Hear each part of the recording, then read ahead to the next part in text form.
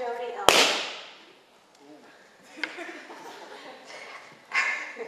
And I think we are due for a radical reframe of leadership.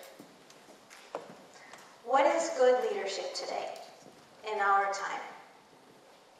How prepared are we to recognize it around us? Are we developing the leadership we need for a healthy future?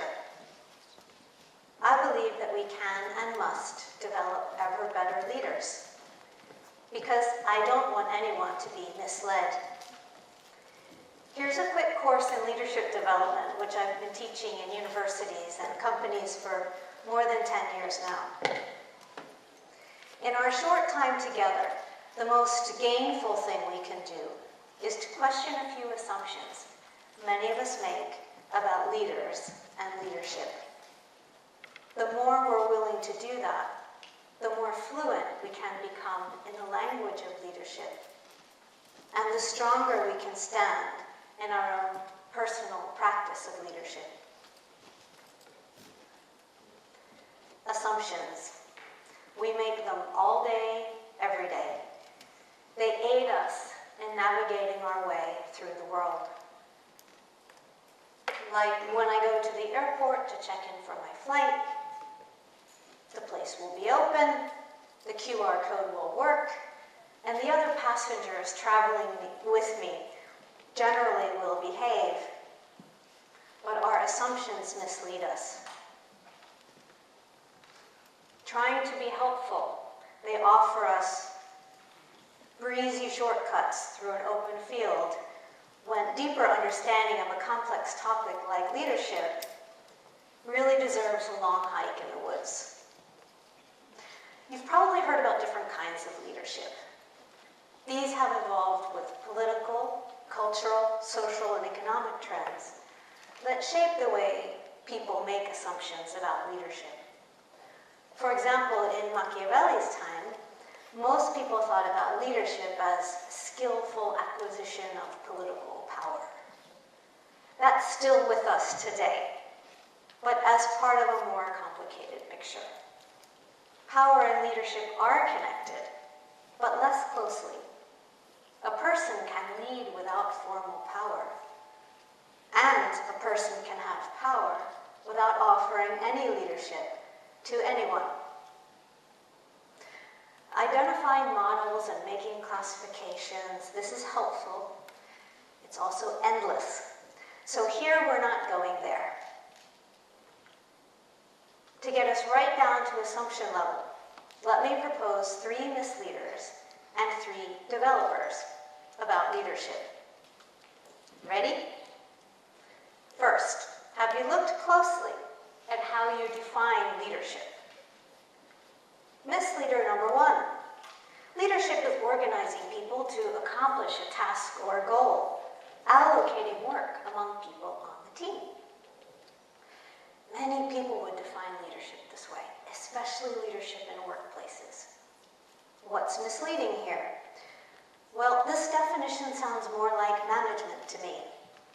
Management is cousin to leadership, but not its twin. Management is very often about process. Leadership is always about people and emotions. Let me offer an alternative definition of leadership I've developed over time that appears to work for people across a wide range of cultures, vocations, and generations. Developer number 1. Leadership is an invitation to engage in change.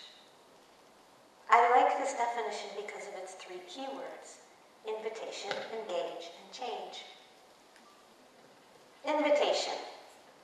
We can only invite people to follow us. We can't force them. In a hierarchy, we can punish people who don't do what we say, or we can control their access to resources. But that is not the same as gaining their acceptance as their leader. Engage. When we set out to lead others, in effect, we are asking them to join us in taking action. We want and expect a responsive engagement from them. Change. A person is inspired to lead when they see something they want to change. We don't lead the status quo. Stability or predictability, such as on-time train service, are the outcomes of good management or professional administration, not as much of leadership. Leadership isn't measurable. It eludes scalable empirical analysis and accurate forecasting. And to be honest, it's often subjective. What's leadership to some may look like manipulation to others. Keeping that in mind can make you more conscientious, more thoughtful as a leader. This is why direction is so critical in leadership. Direction implies movement. A leader will want to move us from one place to a new place.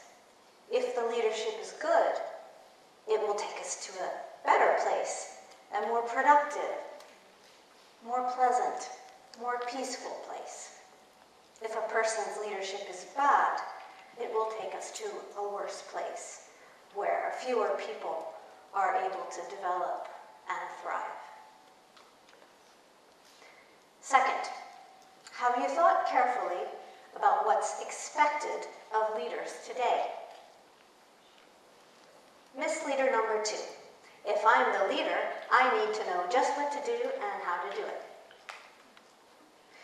The prospect of leading often makes people nervous because they feel they have to offer a certain kind of leadership that is fail-proof and conforms with past precedent.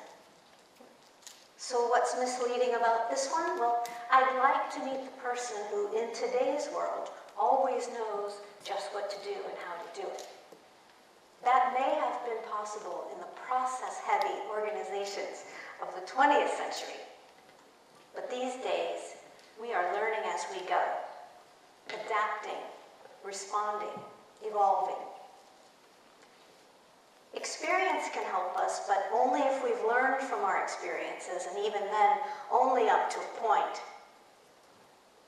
Except perhaps in emergency situations, usually you cannot know in advance what kind of leadership is going to be the most helpful, produce the most positive outcomes. To figure that out, the best shot you have is to try hard to understand the people and the context involved. Developer number 2. Leadership is a relationship we cultivate with other people. When leadership of others occurs, there is an exchange, a relationship going on. The more authentic that relationship can be, the higher quality leadership and followership we can get. In action, leadership is an emotive human experience, a dynamic between leader and follower. We should all feel something. If the leader can put in the time and effort to understand prospective followers, she increases her chances of them accepting her invitation to follow. In our time, when organizations are flattening and increasing autonomy in their workplaces, leadership is a collaborative exercise. We lead through relatedness to others. We draw on the expertise of the group to get us where we want to go. We don't expect leaders to know everything anymore, but we do expect them to do a lot more than wield power. We want them to make timely decisions, but whenever possible, after inclusive perspective taking. But just because leadership occurs in the moment doesn't mean that we cannot or should not prepare. That brings us to our third misleader. Misleader number 3. Only people with certain personality traits, like confidence and charisma, can be good leaders. What's misleading about this? Well, these are very superficial indicators of leadership capacity. Both can be helpful in initiating contact with others, but they are not decisive for whether a person can lead well over time or not. Confidence isn't strictly a personality trait. We can build it through deepening self-awareness, taking stock of our accomplishments and our setbacks, and by identifying what's most important to us. Charisma is nice to have, but it also creates an illusion of connection. A person can have so much charisma that everyone in the room feels connected to them. But charisma doesn't cultivate relatedness, and it doesn't say anything about intention. How many charismatic leaders can we name who led, but to bad, even horrific outcomes? Developer number 3, a person develops a practice of leadership over time. At its best, leadership is an intentional practice anchored in what is meaningful enough for you to lead for. As one of my students, Susie, said recently, leadership is a deeply personal and subjective expedition. And my former colleague, Dr. Tony Brown, used to say, leadership development is not a microwave activity. It's a slow cooker recipe. It's similar to practicing medicine or law or yoga. If it feels really easy or simple, you're probably not doing it right. Yoga is a good analogy for leadership because it takes patience and focus, and to get better at it, we have to stretch ourselves into positions that aren't immediately comfortable, but become so as we build our core of resolve and as we transcend our fixed ideas about our own capacities and others too. And like yoga, leading takes lots of energy, but it also energizes. There's nothing passive about leadership. I believe that the vast majority of people can develop a practice of leadership if they have a reason to. Leadership is hard work, so it's very difficult to lead without a reason. When I say a reason to lead, yes, I'm referring to purpose. But don't get bogged down by the seeming enormity of purpose. Many leadership talks and classes urge that we find our purpose. In my experience, being told to find a purpose is for many people a cause of stress, even anxiety. For that reason, now is a good time to introduce you to my own personal favorite leadership development concept. Take a look at these sentences with blanks. What words would you use to fill in the blanks? Think about it for a second.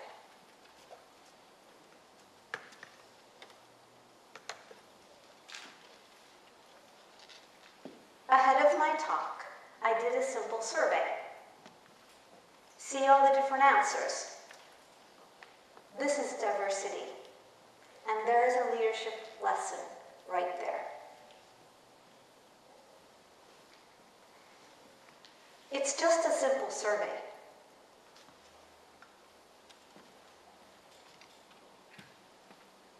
But imagine doing a much more comprehensive, deeper job. What would you really say? And why?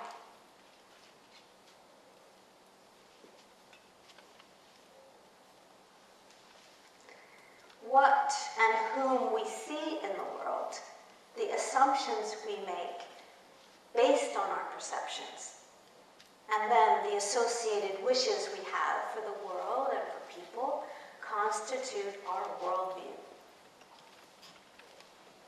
If we are a learning person, our worldview evolves over time. Put another way, if person stops learning or stops being curious about life, their worldview will stop evolving. I believe that worldview is the cornerstone upon which we develop leadership purpose. Just as we develop our leadership, we develop leadership purpose.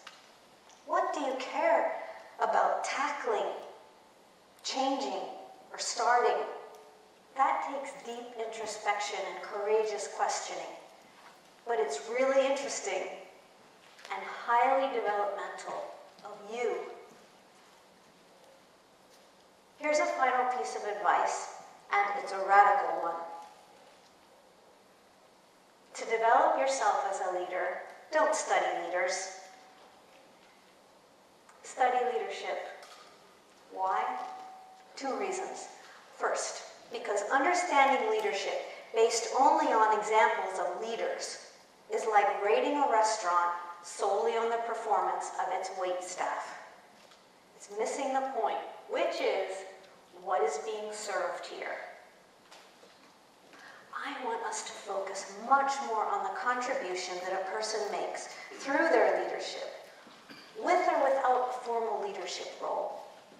In other words, let's skip the leader persona thing and look for positive impact, positive change. Second reason, the fact is, leadership can be offered by anyone at any time. And several, even many people can lead all at the same time. If we no longer tie leadership always to a person, if we take an egalitarian approach, make it much more democratic, leadership becomes something we can all access, like password-free universal Wi-Fi. A public good. Watch for acts of good leadership and give credit to the leader, the person who offered leadership, for their contribution. But here's what's different. Know that next time, that person may not offer the same lead. Someone else, maybe you, might do that instead. Know what high-quality leadership is for you. If you can get clear on this, you'll be more likely to notice it, develop your own practice of it. And very importantly, you'll be less likely to accept poor quality leadership. Because not one of us wants to be